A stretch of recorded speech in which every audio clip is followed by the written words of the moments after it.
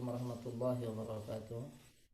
Alhamdulillahirabbil alamin. Assalatu wassalamu ala asyrafil anbiya wal mursalin sayyidina wa maulana Muhammadin wa ala alihi wa sahbihi ajmain. Amma ba'd. Rabbi shrah li sadri wa yassir li amri wahlul 'uqdatam min lisani yafqahu qawli. Mustami'in al-'azza, ahlan bikum mujaddada ma'al barnamij at-ta'lim an bu'd. Ma'akumul an 'alal hawa'i mubasharatan. أخوكم في الله سفيان صافي. أعزائي المستمعين، في هذا الصباح نواصل حديث فيما يتعلق بالصلاة. سبق أن مر معنا في الأسبوع الماضي في باب السفر، أي باب القصر في السفر ya. Pada pekan lalu kita sudah sedikit membahas tentang sholat qasar ya di dalam safar ya. Bapak Ibu dirahmati Allah Subhanahu wa taala, pada pagi hari ini sebelum kita masuk kepada bab berikutnya, yaitu bab yang berkaitan dengan Jum'ah, barangkali ada baiknya saya mengulang kembali tentang bab tentang safar ini, atau bab tentang sholat di dalam keadaan safar ini. Nah, di sini ada beberapa masalah yang nanti barangkali kita jelaskan. An Abdullah bin Umar radhiyallahu anhuma qala sahibtu Rasulullah fakana la yazidu fi safari ala rak'ataini wa Abu Bakr wa Umar wa Utsman kadzalik. Dari Abdullah bin Umar, semoga meridai Allah keduanya, yaitu bapaknya dan juga Abdullah, qala sahibtu ya, sahibtu Rasulullah ya. Jadi kalau kita baca hadis, biasanya kita menemukan radhiyallahu anhu atau anhuma. Nah, di sini anhuma artinya semoga Abdullah dan bapaknya diridai Allah. Tidak semuanya itu nanti kita temui radhiyallahu anhuma, tidak semua. Mungkin ada di sini cuma radhiyallahu anhu. Nah, ini sedikit segini sekedar faidah ya. Jadi kalau di sini umpama an fulan ibnu fulan radhiyallahu anhu umpamanya, maka di sini bapaknya itu bukan orang Islam, jadi masih kafir ya. Seperti contoh umpamanya an Khalid ibnu Al-Walid radhiyallahu anhu, pasti anhu di sini bukan anhuma, karena bapaknya Khalid itu masih orang kafir ya, bahkan meninggal dalam keadaan kufur. Seperti contoh juga umpamanya an Ikrimah ibni Abi Jahal umpamanya, Ikrimah ibni Abi Jahal radhiyallahu anhu pasti. Pasti radhiyallahu anhu, bukan anhuma. Kalau anhuma ini menunjukkan bahwa bapak dan anaknya semoga diridai Allah. Ya, kita tahu bahwa Ikrimah putranya Abu Jahal itu masuk Islam. Dan menjadi sahabat Nabi. Tapi bapaknya Abu Jahal kita tahu dia adalah gembongnya orang kafir, bahkan mungkin bisa satu level dengan Abu Lahab. Nah, jadi ini sekedar faedah bahwa radhiyallahu anhu di sini tidak sembarangan. Bisa jadi radhiyallahu anhu, bisa jadi radhiyallahu anhuma. Nah, di sini anhuma karena Abdullah yang meriwayatkan hadis ini anaknya Umar atau putranya Umar. Nah, Umar ini adalah sahabat. Abdullah juga sahabat. Nah, maka layak di sini adalah radhiyallahu anhuma. Ya, karena untuk para sahabat kita mendoakannya dengan kata-kata radhiyallahu, tabi'in dan juga imam-imam mazhab biasanya kita mengucapkan rahimahullah. Nah, ini para ulama membagi-bagi seperti itu ya. Jadi kalau untuk Rasulullah kita mengucapkan alaihi salatu wassalam ya. Jibril juga alaihi salam ya, alaihi salam. Kemudian nabi-nabi ya, kita kadang-kadang mengatakan alaihi salam. Tapi sebetulnya juga bisa kita mengatakan alaihi salatu wassalam ya. Al-anbiya alaihi salatu wassalam ya. Cuma sebagian ulama itu membedakan kalau nabi as-salatu wassalam ya. Kalau nabi yang lain, kalau nabi kita alaihi salatu wassalam atau sallallahu alaihi wasallam. Nah, tapi kalau nabi yang lain biasanya hanya mengucapkan alaihi salam ya. Setelah kami buka-buka lagi rujukan-rujukan, sebetulnya kata para ulama sebetulnya tidak ada bedanya ya. Jadi kalau kita mengucap mendoakan Ibrahim ya, kita ucapkan juga alaihi salatu wassalam ya, sama sebetulnya. Jadi kalau para nabi levelnya begitu. Nah, Nanti kalau sahabat kita mengatakan radhiyallahu anhu. Nah, ya. An Umar radhiyallahu anhu. Nah, baru nanti kalau di bawahnya lagi seperti Abdullah bin Abbas, maaf seperti Imam Mazhab, nah, kita mengucapkan rahimahullah, rahimahullah. Kalau dia masih hidup, kita mengatakan hafizahullah. Jadi kita terbiasa ya dengan apa namanya doa-doa seperti ini. Ya, ini namanya mencerminkan etika ya, etika Islam yang baik. Ketika disebut saudaranya mengatakan hafizahullah kan gitu ya. Jadi An Abdullah ibn Umar radhiyallahu anhuma. Nah, semoga keduanya diridhai Allah.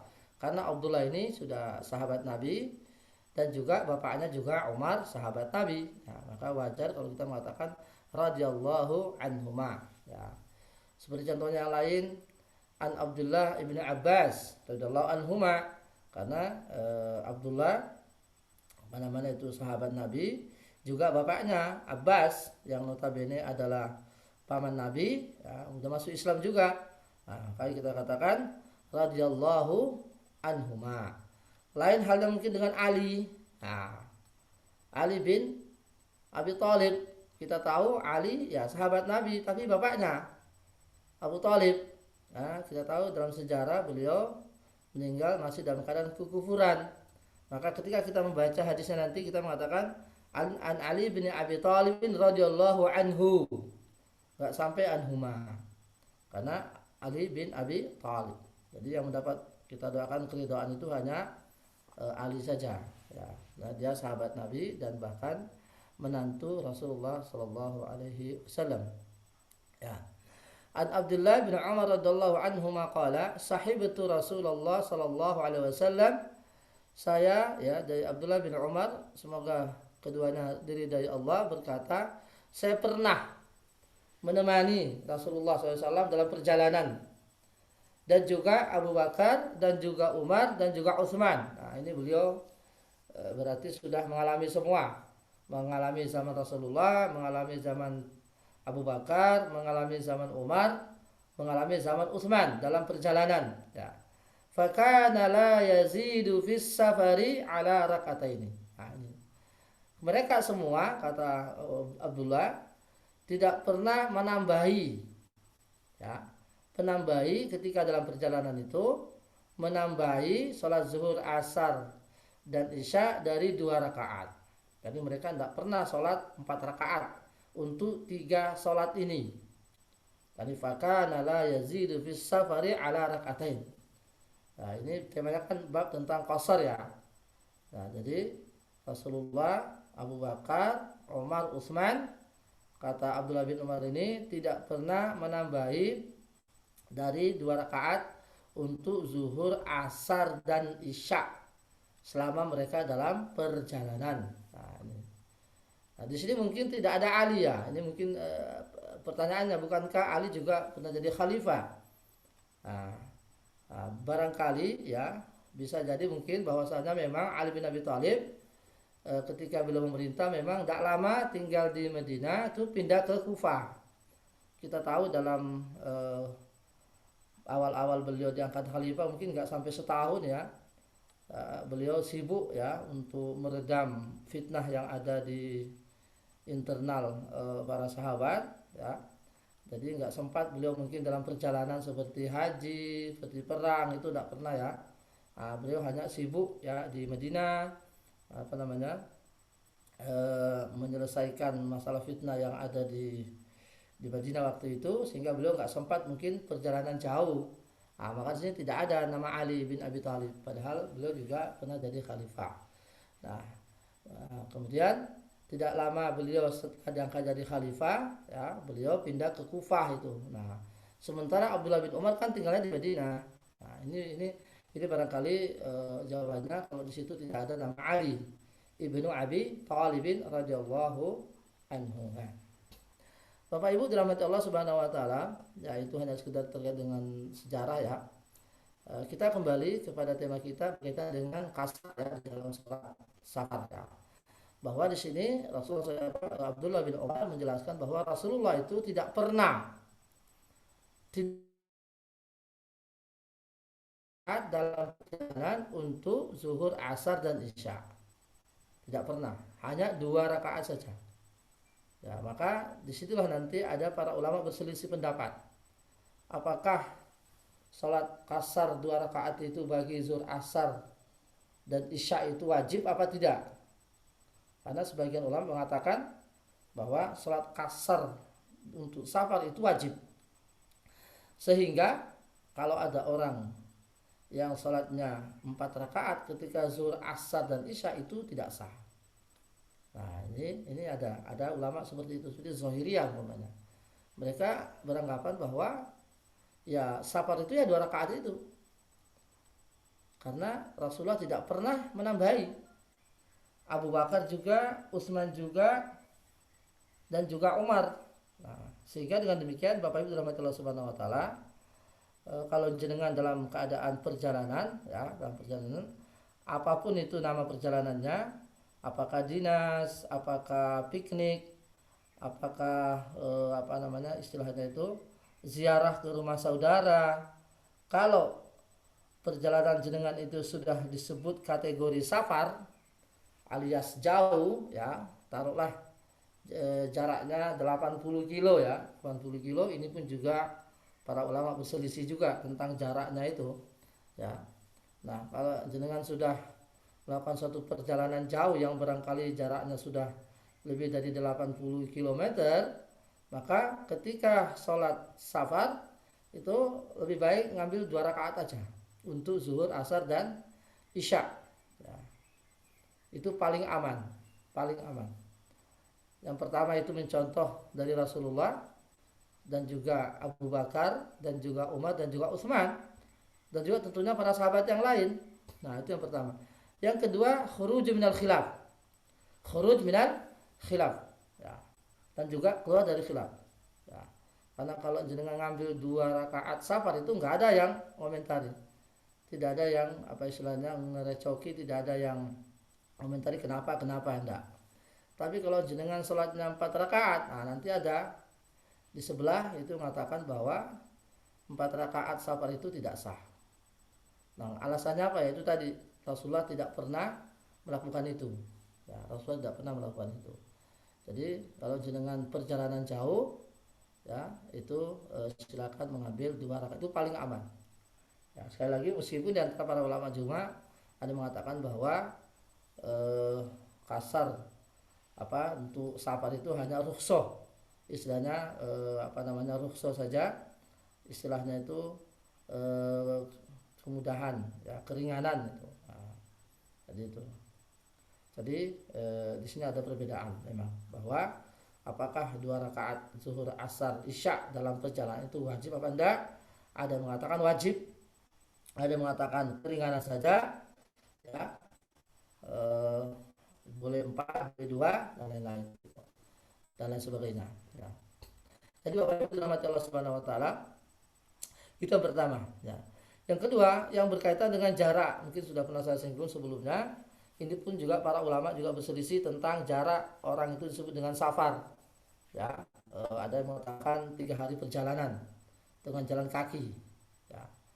3 hari perjalanan jalan kaki. Ada yang mengatakan minimal 7 dan seterusnya. Ada yang mengatakan 30 dan seterusnya. Ada yang mengatakan 80 dan seterusnya. Ada yang mengatakan pokoknya orang itu keluar dari kampungnya, keluar dari kampung, ya, desa, kelurahan atau dan sebagainya. Nah, itu sudah disebut dengan safar, ya. Jadi jarak yang mau ditempuh itu apa itu sesuka. Ada yang mengatakan bahwa selama dia itu disebut dengan safar, selama yang bersangkutan meninggalkan rumah karena untuk safar, itu sudah boleh dia mengqashar sholat. Ya, ini kalau saya ambil contoh, ya. Seumpamanya jenengan orang Malang, ya, orang Malang mau ke Surabaya. Kebetulan tidak kebetulan naik bus, ya, mau naik bus. Jadi bukan naik mobil pribadi, tapi naik bus, ya. Sampai di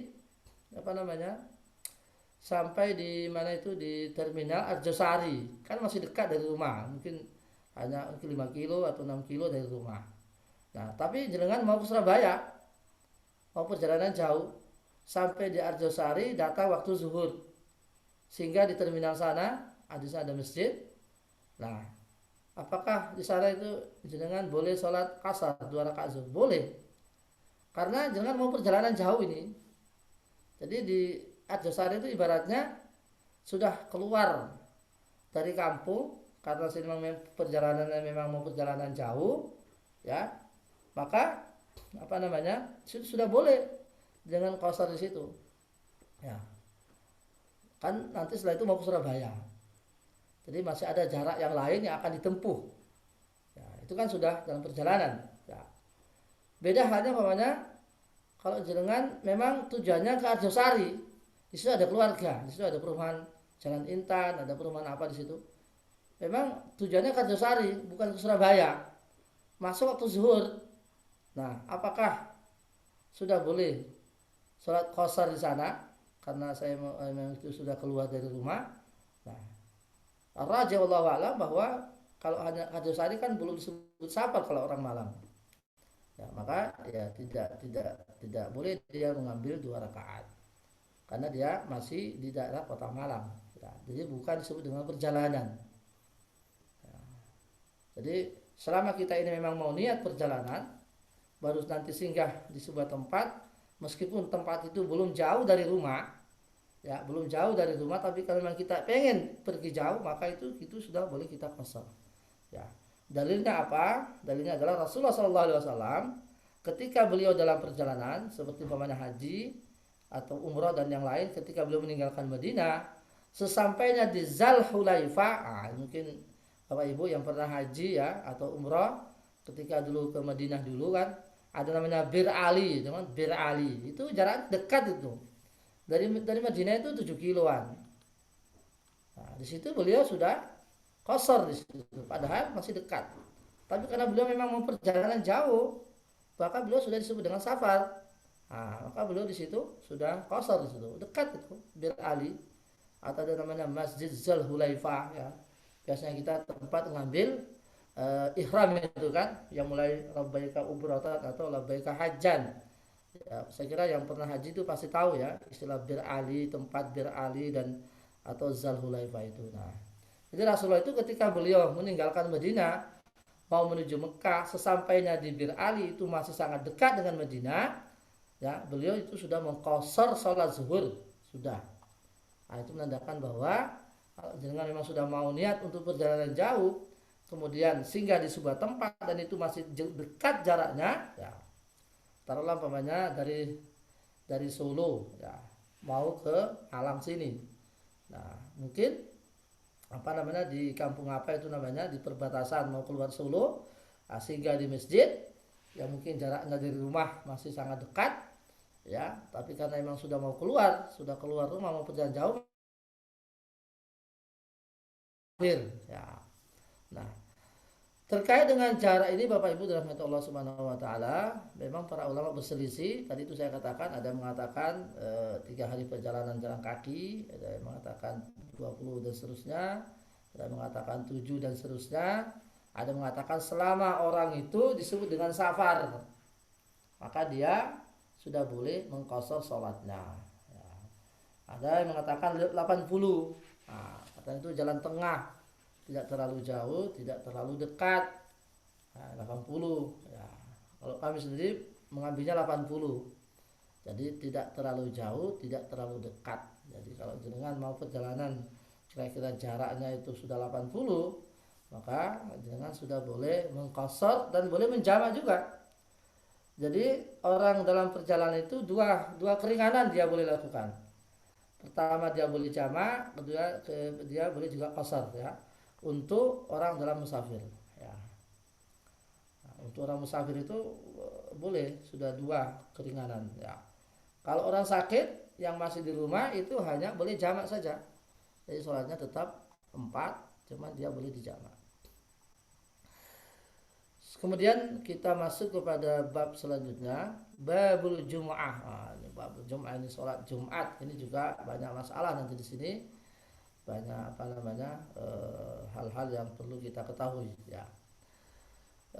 sejarah sholat Jumat ya Bapak Ibu, sejarah sholat Jumat. Rasulullah Shallallahu Alaihi Wasallam dalam sirah nabawiyah itu selama di Mekah itu tidak ada sholat Jumat. Bahkan jangankan sholat Jumat, sholat jamaah di Masjid Haram aja mungkin tidak pernah ya. Jadi waktu beliau berada di Mekah, karena beliau tertekan, ya, bahkan beliau diusir. Ya, tidak ada kesempatan untuk sholat berjamaah di Masjid Haram di samping Ka'bah, karena waktu itu otoritas di tangan kaum Quraisy. Mereka memegang kendali Ka'bah, memegang kendali Masjidil Haram, memegang kendali Mekah. Jadi harus atas izin mereka kalau ada perkumpulan dan sebagainya. Maka Nabi SAW selama berada di Mekah itu tidak pernah sholat berjamaah, atau kalaupun ada ya mungkin jarang ya selama di Mekah itu. Nah, sholatnya di mana ya di rumah masing-masing, mungkin dengan keluarganya dan lain sebagainya. Nah, baru nanti beliau hijrah ke Madinah itu baru ada sholat Jumat. Nah, diceritakan dalam sejarah ya bahwa Nabi Shallallahu Alaihi Wasallam ketika sampai di Madinah itu pertama kali tempatnya yang dia singgahi adalah Kuba. Beliau sempat membangun masjid Kuba di sana dengan sangat sederhana yang oleh Allah diabadikan dengan firman-Nya, la masjidun ussisa ala taqwa min awali yaumin ahaqqu an taquma fi. Ya, sungguhnya masjid yang berhak yang untuk kau ramaikan, yang dibangun di atas takwa itu adalah Masjid Kuba. Ya, beliau di sana 2 hari atau 3 hari, ya, kira-kira sampai sehari Selasa, ya, atau hari Rabu. Setelah membangun Masjid Kuba dan bermalam kira-kira kurang lebih 2 hari atau 3 malam, ya, pas hari Jumat, ya, pada hari Jumat kira-kira sudah waktu 2, beliau beranjak dari Kuba menuju Madinah. Ya, menuju Madinah. Di tengah perjalanan itu masuk waktu zuhur atau Jumat. Beliau langsung berhenti di sebuah tempat, ya, sudah dekat dengan Madinah. Kemudian beliau melakukan sholat Jumat di situ pertama kali. Ya, yang di situ titik bumi di mana beliau berhenti beserta para sahabatnya untuk melakukan sholat Jumat itu disebut dengan Masjid Jumu'ah. Dibangun Masjid Jumu'ah di situ. Jadi Rasulullah sholat Jumatnya di jalan. Belum ada, di situ belum ada masjidnya. Tapi beliau sudah memulai karena sudah aman, apalagi waktu itu Madinah dibawa kendali dari para kaum Ansar, ya, Aus dan Khazraj, dan juga orang Yahudi. Nah, maka beliau sholat pertama kali di jalan. Nah, tempat titik bumi di mana beliau berkumpul untuk melaksanakan sholat Jumat secara berjamaah dan khutbah itu disebut dengan Masjid Jumu'ah.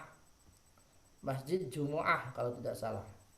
Ya, jadi kalau kita dari Kuba mau menuju Madinah itu ada itu di tengah-tengah jalan, maksudnya di sekitar Masjid Abu Bakar, sekitar Masjid Umar, Masjid Utsman, itu yang ada masjid kecilnya.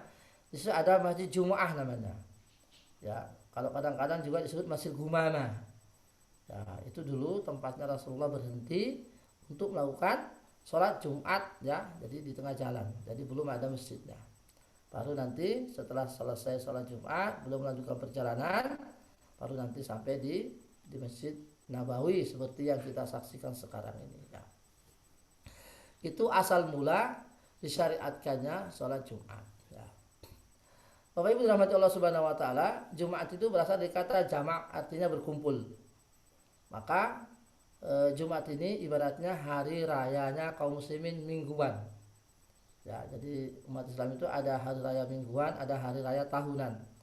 Hari raya mingguan itu adalah Jumat. Kemudian yang hari raya mingguan itu adalah hari Jumat. Hari raya tahunan itu adalah Idul Adha dan Idul Fitri. Ya. Maka dianjurkan untuk melakukan sholat Jumat karena ini adalah hari raya, hari besar, ya. Kemudian hari berkumpulnya kaum muslimin, maka sebaiknya pada hari itu libur. Nah, pada hari itu libur. Maka di negara-negara Arab, Timur Tengah, Saudi, kemudian Yaman dan sebagainya, itu liburnya itu hari Jumat, hari Ahad masuk ya, hari pegawai ya, pegawai itu hari Jumat libur semuanya. Pasca libur negara, nah, sekaligus juga libur agama.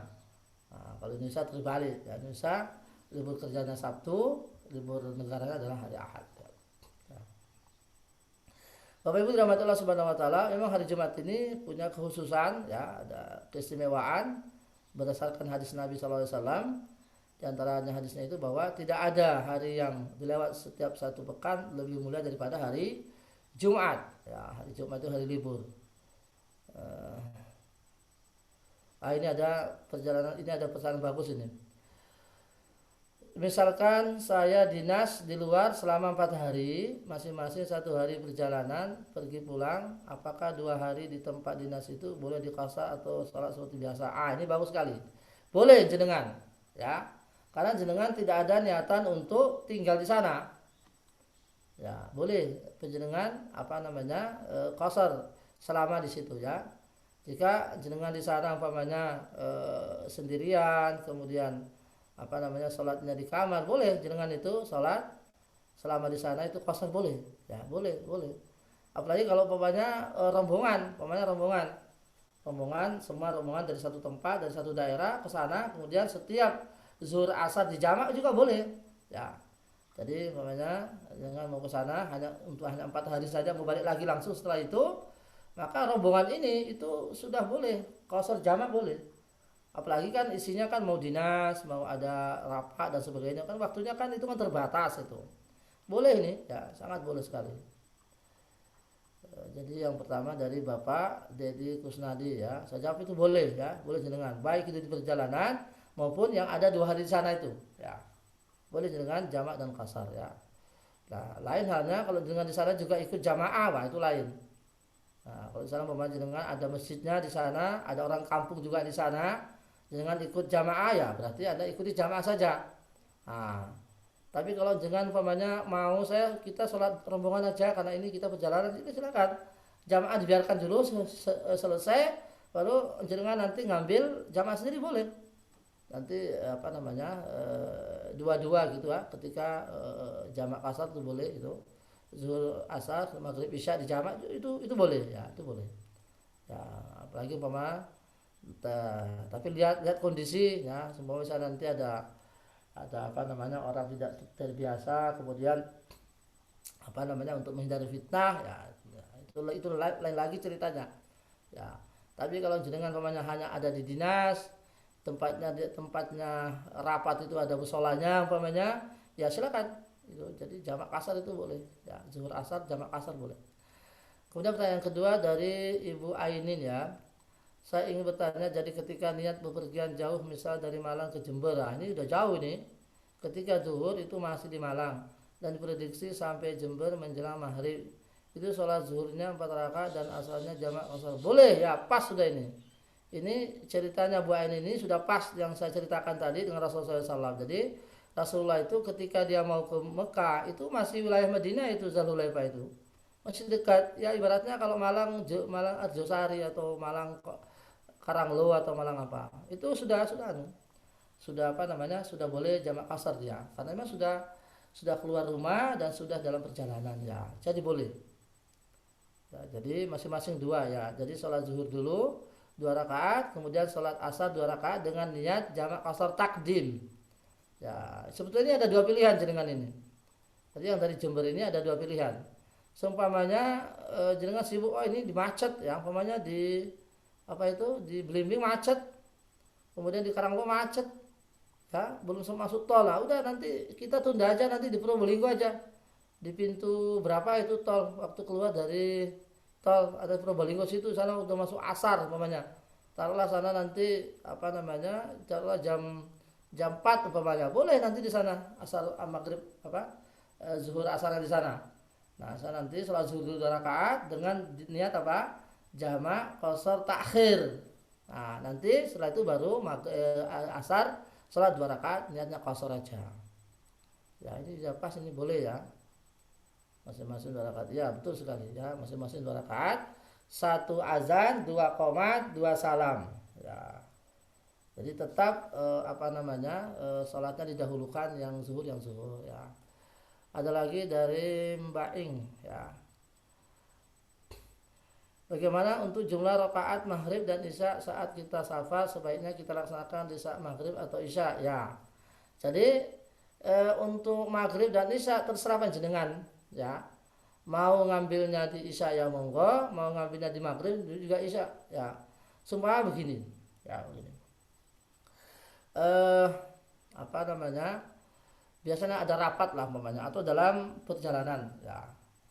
Waktu itu sudah masuk maghrib ya, jenengan berhenti ya, berhenti di sebuah daerah, sebuah tempat ya, sudah ada musola, ada masjid ya, silakan dijamak ya, silakan jamak salat maghrib dulu, setelah itu nanti ambil isya dengan niat jamak qashar takdim, dengan jamak qashar takdim ya. Jadi maghribnya tetap 3 rakaat, nanti isya'nya ngambil 2 rakaat aja dengan niat jamak qashar takdim. Nah, atau umpamanya kalau seumpama di situ macet banyak orang, ya sudah kita lanjut aja, bisa juga sampai di perjalanan yang berikutnya barangkali sudah masuk isya, di situ ada warung atau ada apa, pom bensin atau ada apa, nanti di situ berhenti sejenak ya, langsung.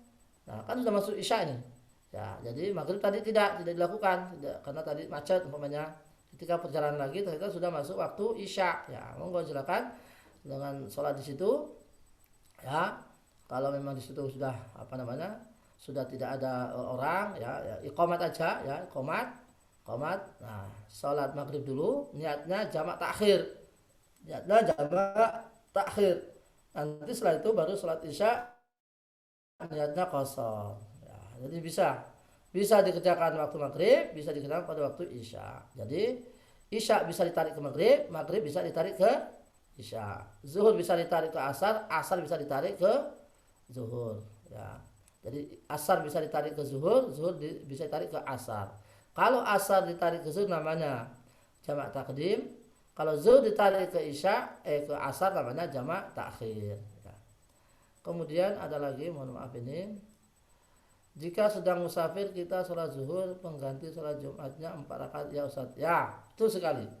Jadi kalau jenengan perjalanan ya, pada jatuh pada hari Jumat, jenengan tidak wajib sholat Jumat. Ya, saya ulangi, orang musafir itu tidak wajib sholat Jumat. Rasulullah selama dalam perjalanan tidak pernah sholat Jumat, tidak pernah.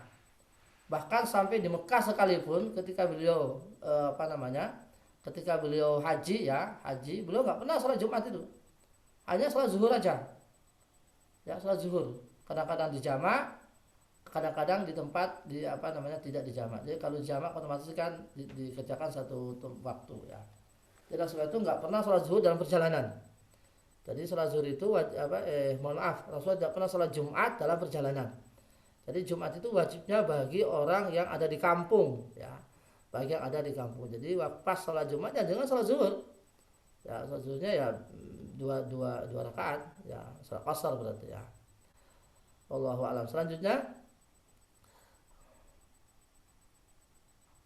apakah kalau mau jamak qashar harus niat dari rumah sebelum berangkat atau spontan saja ketika sudah melampaui batas jarak yang dibolehkan? Ya, selama jenengan niatnya safar ya, niatnya safar, bukan niatnya sholat jamak qashar, tapi niatnya safar. Saya mau safar, gitu aja. Ya, jadi kita itu niatnya safar, bukan niatnya sholat jamak qashar. Baru nanti dalam perjalanan, baru nanti niatnya jamak qashar. Ya, kita niatnya perjalanan. Tapi saya kira kalau kita memang orang yang berakal ya, itu biasanya kan otomatis ya. Saya nanti dalam perjalanan di jamak aja atau di qashar aja. Tapi sekali lagi niatnya adalah perjalanan. Nah, baru nanti kalau sudah melewati kampung ya, sudah dalam perjalanan, nanti kita jenengan baru nanti bisa sholat qashar atau jamak. Jadi Bapak Ibu, orang safar itu boleh jamak, boleh qashar. Tapi kalau orang sakit ya, dia hanya boleh jamak saja, tidak boleh qashar ya. apakah kita boleh menjamak sholat pada saat akan berangkat perjalanan masih di rumah pas mau berangkat? Ini juga bagus pertanyaannya ini. Ya, pertanyaan dari Pak Syariful Anam. Ini bagus sekali pertanyaannya. Saya ulangi Bapak Ibu. Apakah kita boleh menjamak sholat pada saat akan berangkat? Akan berangkat ya, akan berangkat ini, akan berangkat. Ya, jadi dia belum perjalanan masih di rumah. Ya, tapi kan sedang menunggu Grab, sedang menunggu mobil, siap-siap itu. Apakah boleh menjamak? Ya, saya jawab. Kalau menjamak boleh, tapi qasar enggak. Karena jenengan masih di rumah. Jenengan masih di rumah. Ya, jadi kalau orang itu masih di rumah, maka dia belum disebut dengan perjalanan, karena masih di rumah. Kalau jamak boleh. Ya, tapi kalau qasar enggak. Jadi qasar itu hanya berlaku bagi perjalanan. Ya, ini bagus sekali pertanyaannya ya. Apalagi kalau orang umpamanya mau berangkatnya itu dengan kendaraan bukan kendaraan pribadi umpamanya yang menyewa, kan? Nanti apalagi jadi dia ditekan waktu, ini sampai nanti datang Grabnya sebagainya. Jadi jamak boleh ini ya. Tapi qasar enggak. Qasar enggak. Ya, oke, wallahu a'lam. Selanjutnya dalam soal Jum'ah sebenarnya disebutkan wahai orang yang beriman, di sini tidak disebutkan laki-laki atau perempuan.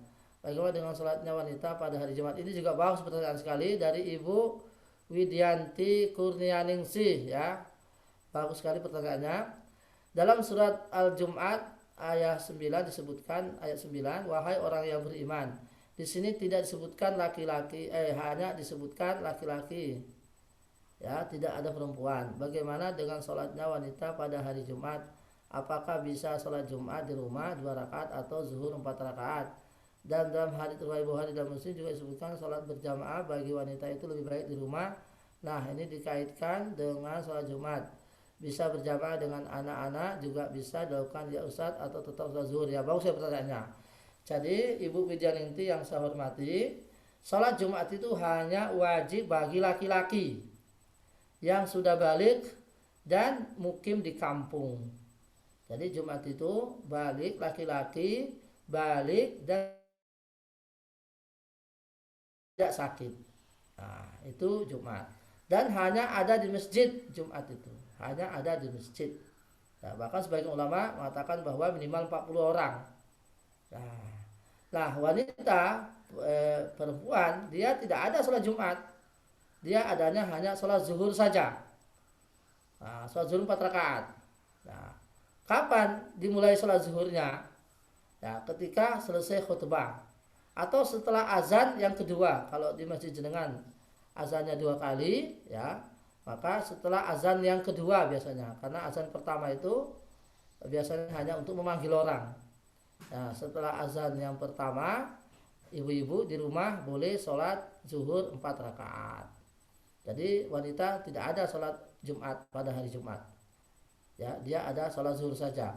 Tetapi kalau jenengan mau ikut Jumatan dan juga mau mendengar khutbah, silakan jenengan menghadiri masjid dan ikut khutbah, ikut mendengarkan khutbah dan ikut sholat Jumat 2 rakaat.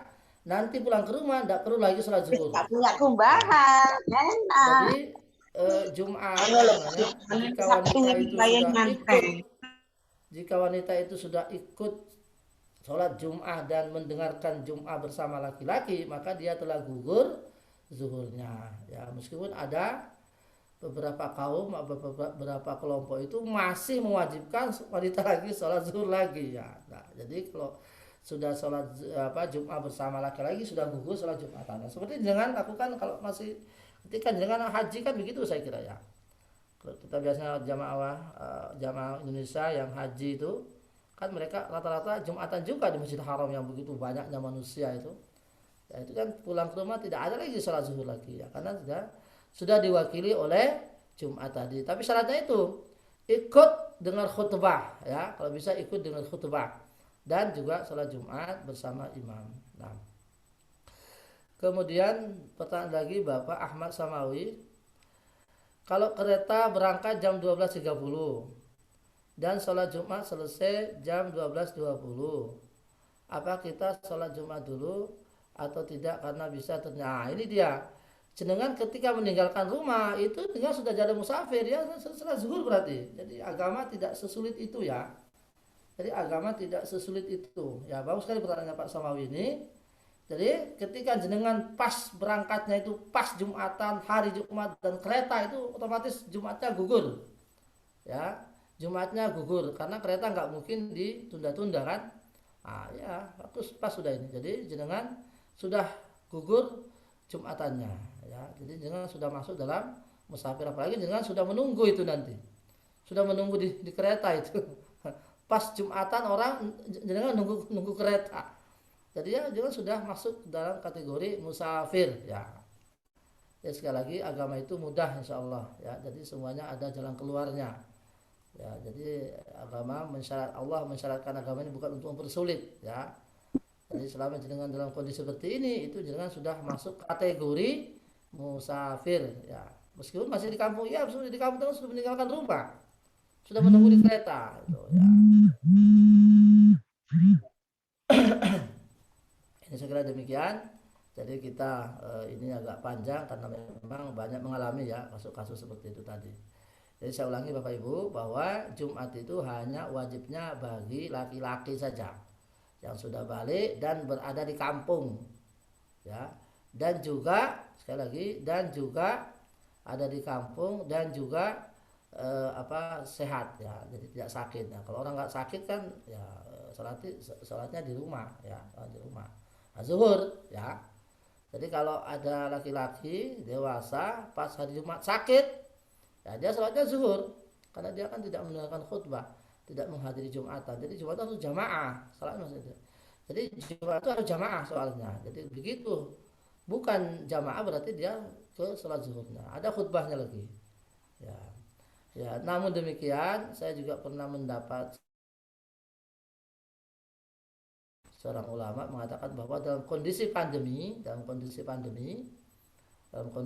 ini katanya seseorang itu ya atau satu rumah itu boleh mengadakan Jumatan secara mandiri ya, minimal jika di situ ada 3 orang laki-laki ya, atau bahkan juga dengan ibunya. Nah, jadi dalam kondisi pandemi seperti suatu dulunya itu di rumah anggota yang cuma nah itu ulama ini mengatakan mengatakan Jumat wajib khutbah dan sholat itu satu pendapat ya. Ada yang mengatakan bahwa kalau memang sudah tidak ada Jumatan di masjidnya berarti dia gugur sudah, maka dia sholatnya adalah nafsi di rumah itu sholat zuhur ya. Karena Jumatan itu hanya adanya di masjid ya. Ini menurut pendapat ulama. Wallahu a'lam. Kemudian Bapak Ibu dirahmati Allah Subhanahu wa taala, kita lanjutkan. Ansal bin Sa'ad As-Sa'idi qala ra'aitu Rasulullah sallallahu alaihi wasallam qama fakabara wa kabara an-nasu wara'ahu wa huwa 'ala al-minbar thumma raka'a fa nazala al-qahqara summa sajad fi aslil mimbar summa ada ya summa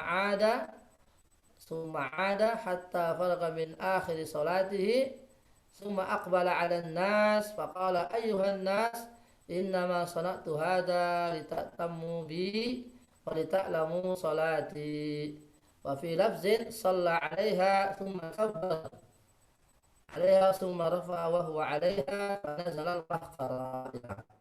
Jadi ini yang berkaitan dengan kisah Nabi SAW pernah di atas mimbar, jadi kayak panggung gitu ya. Jadi panggungnya Nabi itu ada mimbarnya ada panggungnya sedikit. Mimbarnya Nabi itu ada panggungnya sedikit, jadi ada sedikit naik ya di atas bumi, kemudian baru nanti ada meja mimbarnya. Jadi Nabi itu mimbarnya seperti itu ya. Nah, waktu itu beliau sholat di atas mimbar yang ada sedikit panggungnya kecil gitu ya, setinggi berapa gitu, satu jengkal ya. Kemudian beliau sholat ya, dan para sahabat juga mengikuti ya. Kemudian beliau setelah selesai sholat ya baru nanti menghadap ke jamaah lagi Nah, beliau mengatakan, ayuhan nas innama sana'tu hadza. Wahai kaum, aku lakukan ini supaya kalian itu mengikuti salatku dan supaya kalian mengetahui bagaimana tata cara salatku. Ya, ya. Wa fi lafzin shalla 'alaiha tsumma kabbara 'alaiha tsumma rafa'a wa huwa 'alaiha fa nazala al-qahqara. Jadi dalam riwayat yang lain kemudian beliau salat ya dan bertakbir ya. Kemudian sampai selesai, nah kemudian beliau menghadap lagi jamaah. Nah, di sini kata syarah hadis ini bahwa beliau di situ lakukan itu ya untuk mengajarkan kepada para sahabat bagaimana tata cara Nabi Shallallahu Alaihi Wasallam sholat. Ya. Jadi seorang imam itu bisa sholat di atas mimbar. Ya, kalau seumpama sekali-kali di atas mimbar. Jadi mimbar maksudnya itu yang ada panggungnya sedikit, ya, ada satu jengkal gitu, tingginya satu jengkal. Oh nanti ada meja, kan ada mimbar itu macam-macam ya. Ada mimbar ada pakai ada panggungnya, ada mimbar cuma meja langsung begitu, ya. Jadi mimbar Nabi itu ada panggungnya sedikit, ya, sedikit kira-kira satu jengkal tingginya. Oh nanti ada dilengkapi dengan meja, ya. Baru nanti beliau sholat di atas itu. Ya. Baru nanti setelah beliau mengajarkan tata cara sholat ini, baru nanti beliau turun lagi di tempat yang sama, maksudnya di mihrabnya itu, tempatnya beliau sholat. Ya. Nah, jadi dari hadis di atas bisa dipahami bahwa masyru'iyatu ittikhazil mimbar, ya, bahwasanya memang disyariatkan supaya ada mimbar ya di dalam khutbah itu. Ya. Jadi Rasulullah dulu sebelum ada mimbarnya beliau bertumpu pada tongkat, ya. Setelah ada mimbar, beliau melepas tongkatnya. Fi'lu rasuli hadza innama huwa li ta'lim. Rasul lakukan ini dalam rangka semata-mata untuk mengajari sahabat Nabi untuk sholat. Jawazu ta'limil musallin al-wudu' was-shalah 'alal mimbar. Jadi boleh seseorang itu mengajari ya yang lainnya itu tata cara sholat di atas mimbar. Ya. Ujub tidak musallina bil imam. Ya, ini juga sudah sering kita dengar bahwa para makmum itu adalah mengikuti imamnya. Jawazul amali fi shalah li maslahatiha atau li ghayati ta'limil musallin. Ya, boleh melakukan suatu sholat itu dalam rangka mengajari, dalam rangka pembelajaran. Ya, dalam rangka pembelajaran. Ya. Di sini rawinya tidak menyebutkan itu sholat apa sholat sekedar untuk pembelajaran atau memang sholat resmi. Nah di sini tidak disebutkan. Di dalam komentarnya ini disebutkan bahwa itu taklim, ya, dalam rangka taklim, dalam rangka pembelajaran, ya, seperti di sekolah-sekolah di SD umpamanya atau di SMP ketika mempelajari anak-anak tata cara sholat itu kan latihan istilahnya, ya, itu boleh. Kemudian istihbab qaulil khutbah ala mirtafa' ya, dianjurkan supaya mimbar itu sedikit di atas, ya, sedikit di atas bumi sedikit. Ya, jadi sebaiknya mimbar itu sedikit di atas bumi lah, ya. Jadi besarnya bagaimana itu tergantung ya takmir masjidnya mau dibuat besar mau buat kecil, ya. Intinya bahwa paling tidak mimbar itu sedikit di atas bumi, ya. Alaman arada fi'la dzalik ayahris ala yahrifa 'anil qiblah. Ya, meskipun ada mimbarnya, salat di atas mimbar itu tapi tetap saja hadapnya kiblat, ya. Nah, jawab salat ta'lim dan ini tadi sudah boleh mengerjakan salat untuk maksud untuk pembelajaran. Ya. Jawab salatil imam ala maudi a'la minal ma'mum, ini juga boleh, bahwa boleh posisi imam itu sedikit di atas, ya, daripada makmum, ya. Kan Rasulullah tadi dibuatkan mimbar itu ada panggungnya sedikit, ya, setinggi kira-kira satu jengkal, ya.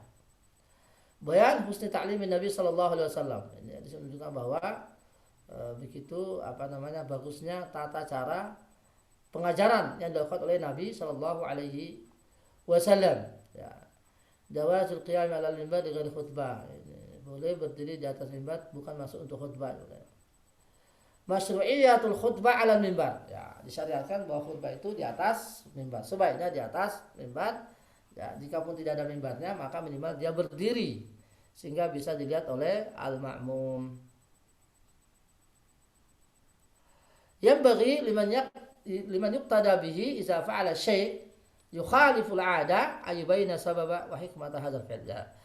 Di apa namanya? Dianjurkan bagi orang yang menjadi suri tuladan, ya, menjadi orang yang biasa diikuti oleh orang banyak tingkah lakunya, ketika dia melakukan sesuatu yang tidak sesuai dengan adat atau kebiasaan, maka dijelaskan apa maksudnya. Tadi kan Rasulullah belum pernah sebelumnya melakukan sholat di atas mimbar itu tadi. Nah, setelah itu beliau jelaskan kepada sahabat bahwa maksudnya seperti ini, sehingga jamaah itu tidak salah faham. Nah, demikian halnya berlaku bagi siapa saja yang barangkali oleh masyarakat menjadi suri tuladan di antara kaumnya, ya, gerak-geriknya diikuti oleh kaumnya. Nah, ketika dia melakukan suatu hal-hal yang barangkali tidak biasa, maka dijelaskan sebabnya itu kenapa. Ya, ya. Jadi Rasulullah itu karena semua gerak-geriknya kan menjadi contoh, ya. Maka beliau jelaskan itu bahwasanya saya lakukan ini dengan maksud ini dan sebagainya. Kemudian Bapak Ibu dirahmati Allah Subhanahu wa taala, apa namanya? Dari hadis ini pula ada tambahan bahwa al-ilmu nau'ani usulun wa mulih. Ya, fi'lu talabil ilmi ayastaghilla bil usul. Ya. Bahwa yang namanya ilmu itu ada dua, ada ilmu dasar, ada ilmu pelengkap. Ya, sebaiknya kita mencari ilmu dasar, baru nanti setelah itu baru ilmu pelengkap. Ya, ilmu dasar atau ilmu dasar itu apa ya? Bagaimana tata cara kita beribadah, itu ilmu dasar. Ya, ilmu dasar itu bagaimana tata cara kita beribadah kepada Allah, bagaimana tata cara sholat, bagaimana tata cara puasa, bagaimana tata cara wudhu, bagaimana tata cara bersuci, bagaimana tata cara haji, ya, bagi yang ingin haji, ya, bagaimana tata cara mengeluarkan zakat. Ini semua adalah ilmu wajib bagi kita, karena tidak sempurna amalan kita ini kalau kita tanpa dasar ilmu, ya. Nah, kalau kita melakukannya dengan dasar ilmu, maka akan menambah kekhusyuan ibadah kita.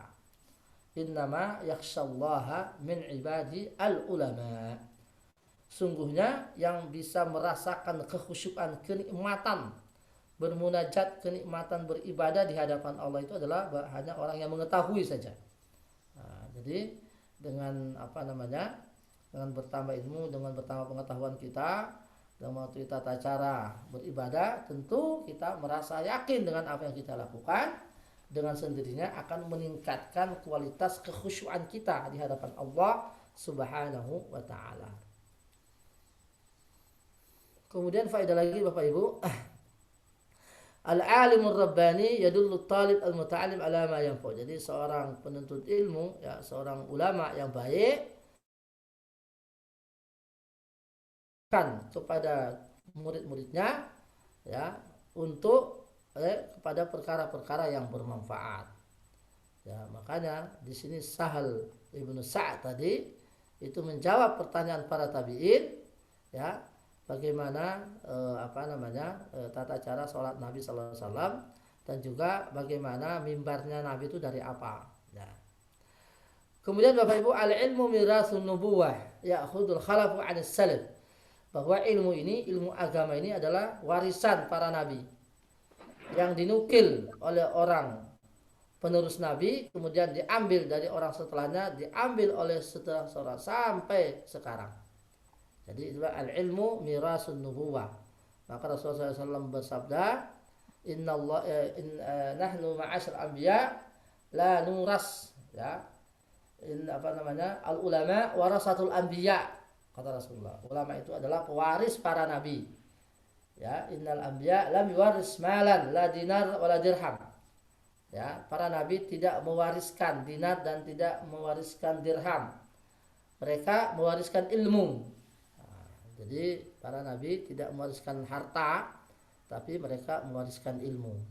Ya, siapa yang mewarisi? ya para ulama.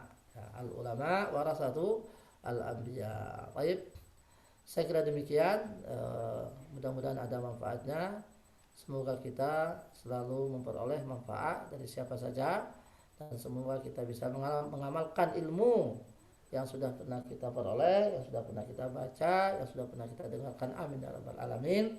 Ini ada pesan ya untuk siapa tadi ini?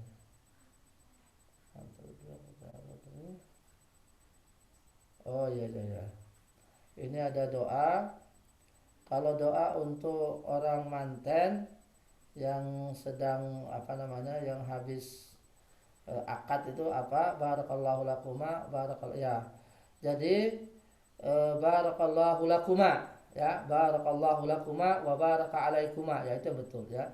Barakallahu lakuma wa baraka alaikuma wa ja'ala bainakuma fi khair, ya. Jadi sekali saya ulangi, kalau mendoakan yang manten yang sedang berhadapan-hadapan, maka sedang kita berada di situ, kita doanya barakallahu lakuma wa baraka alaikuma wa jama'a bainakuma fi khair. Baik. Bismillah, salatu wassalamu ala Rasulillah wa ala alihi washabihi wa ala ba'du. Alhamdulillahirabbil alamin, hamdan yuafi ni'amahu wa yukafi mazidah. Ya rabbana lakal hamdu kama yanbaghi li jalali wajhikal karim wa 'azimi sultanik. Allahumma 'allimna ma yanfa'una wanfa'na bima 'allamtana wa zidna 'ilman yanfa'una warzuqna 'ilman yanfa'una fid dini wad dunya wal akhirah. Allahumma la tad'ana zamban illa ghafarta wa la hamman illa farajta wa la daynan illa qadaita wa la hajatan min hawaijid dunya illa adaitahu lana. Allahumma aqsim lana min khasyatik ma yahulu baina wa baina ma'asik, wa min ta'atika ma tuballighuna bi jannatak, wa min al-yaqini ma tuhawwinu bi alaina masa'ib ad-dunya. Allahumma matti'na bi asma'ina wa absarina wa quwwatina ma ahyaytana waj'al sa'rana. Allahumma ij'al sa'rana ala man zalamana wansurna ala man adana. Allahumma la taj'al musibatana fi dinina. Allahumma la taj'alid dunya akbar hammina wa la mablagha ilmina wa la tusallit alaina man la yarhamuna. Allahumma inna na'udzubika min ilmin la yanfa' wa min qalbin la yakhsha' wa min nafsin la tashba' wa min da'watin la yustajabu laha. Allahumma rzuqna as-sihhata wal 'afiyah. Allahumma shfi mardana wa mardal muslimin. Allahumma shfi mardana wa mardal muslimin. Allahumma la shifa illa shifa'uka shifa'an la yughadiru saqama. Allahumma arzuqna al-istiqamah fid din. Allahumma arzuqna al-istiqamah fid din. Allahumma khtimna min hadhihi dunya bi husnil khatimah wa la tahtimna min hadhihi dunya bi su'il khatimah. Rabbana atina fid dunya hasanah wa fil akhirati hasanah wa qina adzaban nar. Subhana rabbika rabbil izzati amma yasifun wa salamun alal mursalin walhamdulillahi rabbil alamin. Subhanakallah wa bihamdika asyhadu an la ilaha illa anta astaghfiruka wa atubu ilaika wal 'afu minkum. Wassalamu alaikum warahmatullahi wabarakatuh. Waalaikumsalam. Ustaz, matur nuwun Pak Ustaz. Matur nuwun Ustaz. Matur nuwun Pak Satun. Iya, sami-sami.